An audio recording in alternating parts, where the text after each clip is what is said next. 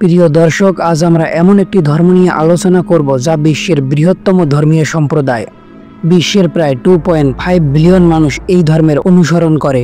হ্যাঁ, আমি খ্রিস্টান ধর্মের কথাই বলছি।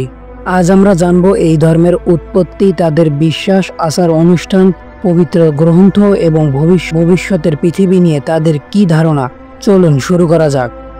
খ্রিস্টান ধর্ম একটি ইব্রাহিমী এক ঈশ্বরবাদী ধর্ম, যার উৎপত্তি হয়েছিল প্রথম শতাব্দীর রোমান সাম্রাজ্যের অধীনে থাকা জুডিয়া প্রদেশে, যা বর্তমান ইসরায়েলের অংশ।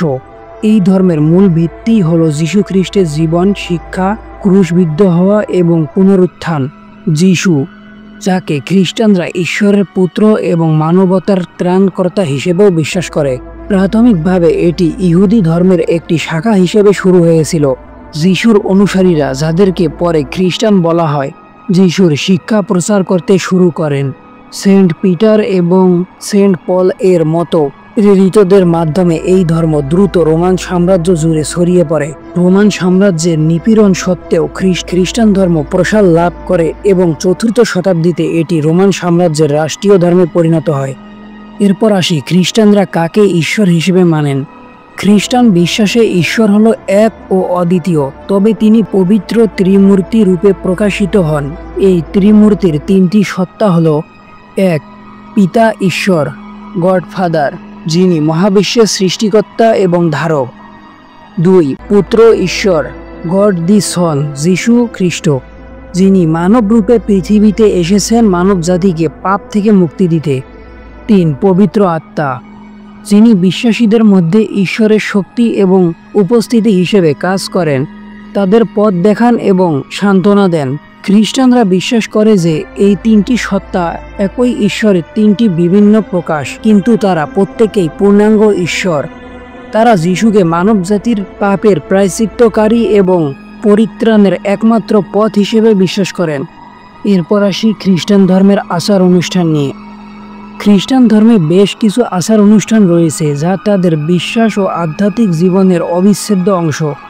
এর মধ্যে প্রধান কিছু হল: 1. বাপ্তিজম। এটি খ্রিস্টান ধর্মের দীক্ষা গ্রহণের একটি গুরুত্বপূর্ণ প্রথা। এর মধ্যে বিশ্বাসই যিশুর মৃত্যু, সমাধি এবং পুনরুত্থানের সঙ্গে নিজেকে চিহ্নিত করে এবং পাপ থেকে মুক্ত হয়ে নতুন জীবন শুরু করার অঙ্গীকার করে। সাধারণত জল দিয়ে এই অনুষ্ঠান করা হয়। 2. কমিউনিয়ন। এটি প্রভুভোজ নামেও পরিচিত। যিশুর শেষ ভোজের স্মরণে রুটি ও ওয়াইন গ্রহণের মাধ্যমে এই অনুষ্ঠান পালন করা হয়। বিশ্বাসীরা মনে করেন এটি যিশুর শরীর ও রক্তের প্রতীক এবং এর মাধ্যমে তারা যিশুর সঙ্গে আত্মিকভাবে মিলিত হয়। 3. প্রার্থনা। খ্রিস্টানরা ব্যক্তিগতভাবে এবং সম্মিলিতভাবে ঈশ্বরের কাছে প্রার্থনা করেন। প্রার্থনা হলো ঈশ্বরের সঙ্গে সংযোগ স্থাপন এবং কৃতজ্ঞতা, প্রশংসা, অনুরোধ ও স্বীকারোক্তি প্রকাশের একটি উপায়। 4. উপাসনা। রবিবার চার্চে সম্মিলিত উপাসনা করা হয়। এই উপাসনায় স্তব গান, বাইবেল পাঠ, ধর্ম উপদেশ এবং প্রার্থনা করা হয়। 5. বিবাহ। খ্রিস্টানরা বিবাহকে ঈশ্বরের প্রতিষ্ঠিত একটি পবিত্র বন্ধন হিসেবে দেখে। 6. অন্ত্যেষ্টিক্রিয়া। মৃত ব্যক্তিকে সম্মান জানানো এবং পুনরুত্থানের আশায় প্রার্থনা করা হয়। এছাড়াও খ্রিস্টানদের বিভিন্ন সম্প্রদায়ের মধ্যে কিছু বিভিন্ন আচার অনুষ্ঠান প্রচলিত আছে, যেমন কনফার্মেশন, অনুতাপ, অসুস্থদের অভিষেক ইত্যাদি। এরপরে আসি, তাদের ধর্মে কতগুলো পবিত্র গ্রন্থ রয়েছে। খ্রিস্টানদের পবিত্র গ্রন্থ হলো বাইবেল। বাইবেল 2টি প্রধান অংশে বিভক্ত। 1. পুরাতন নিয়ম, ওল্ড টেস্টামেন্ট। এটি খ্রিস্টানদের জন্মের পূর্বের ইতিহাস, ইহুদি জাতির বিবরণ, ভাববাদীদের বাণী এবং ঈশ্বরের আইন নিয়ে গঠিত। এর মূল বিষয়বস্তু ইহুদি বাইবেলের সঙ্গে সাদৃশ্যপূর্ণ।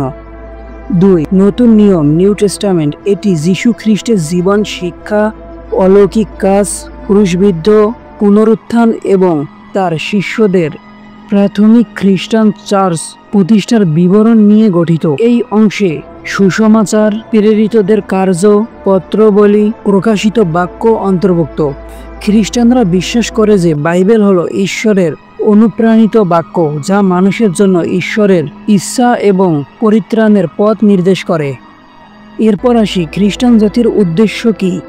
খ্রিস্টানদের জীবনের মূল উদ্দেশ্য বেশ কয়েকটি বিষয়ের উপর নির্ভরশীল। 1. ঈশ্বরকে মহামান্বিত করা।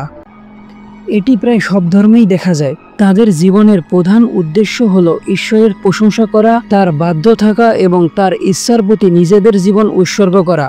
2. যীশু খ্রিস্টের শিক্ষা ও অনুসরণ করা। যিশুর ভালোবাসা, ক্ষমতা, সেবা, ন্যায় বিচার এবং ত্যাগের আদর্শ অনুসরণ করে জীবনযাপন করা। 3. সুসমাচার প্রচার করা। যিশুর বার্তা বিশ্বের সব মানুষের কাছে পৌঁছে দেওয়া যাতে তারাও পরিত্রাণের পথ খুঁজে পায়।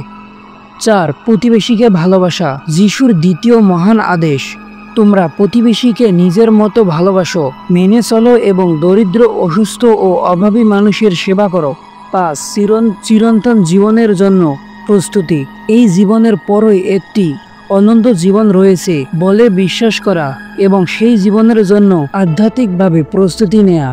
সংক্ষেপে, খ্রিস্টানরা ঈশ্বরকে ভালোবাসা এবং মানবজাতিকে সেবা করার মাধ্যমে এটি উদ্দেশ্যপূর্ণ জীবনযাপন করতে চায়। এরপর আসে তারা পৃথিবীকে নিয়ে কি ভবিষ্যৎবাণী করেছে।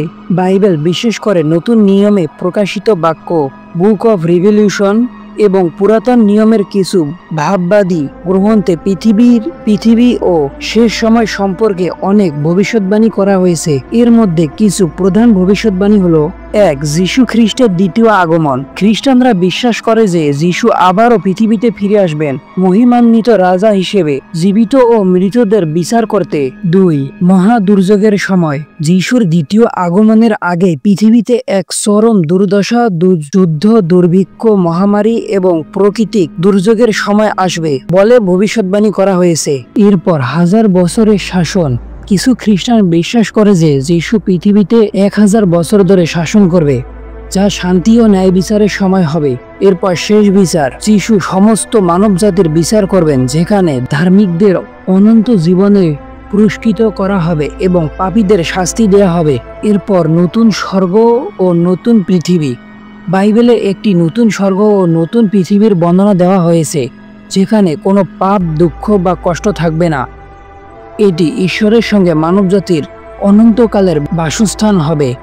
এই ভবিষ্যৎবাণীগুলোর ব্যাখ্যা বিভিন্ন খ্রিস্টান সম্প্রদায়ের মধ্যে ভিন্ন হতে পারে, তবে মৌলিক বিশ্বাসগুলো একই। তারা মনে করেন এই ঘটনাগুলো ঈশ্বরের চূড়ান্ত পরিকল্পনা এবং তার সার্বভৌমত্বের অংশ। তো দর্শক, এই ছিল আজকের ভিডিওটি ভালো লাগলে লাইক, কমেন্ট এন্ড সাবস্ক্রাইব করতে পারেন। দেখা হবে নতুন কোনো ভিডিওতে। ততক্ষণ পর্যন্ত সুস্থ থাকবেন, ভালো থাকবেন। আল্লাহ হাফেজ।